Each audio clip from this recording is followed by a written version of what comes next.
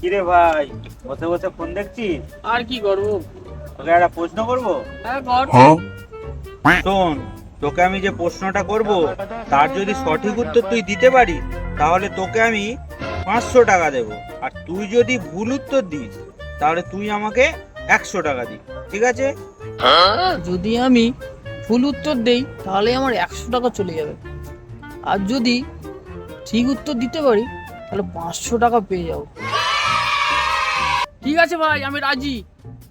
দেখি তোর কত বুদ্ধি, বল। বাবা ঘরে এসে তার ছেলেকে খুব মারলো, কেননা সে মদ খেয়েছিল। তাহলে কে মদ খেয়েছে? বাবা, না না না, ছেলে। এই গাঁড় মেরে আমি যেটাই বলবো ও তো মারা তার উল্টাটা বলবে। বসার জালে ফাঁসিয়ে মানুষকে তো ভালোই বোকাচোদা বানাচ্ছিস। अबे साले চলে তোর 100 টাকা। अभी मजा आएगा ना भिड़ो।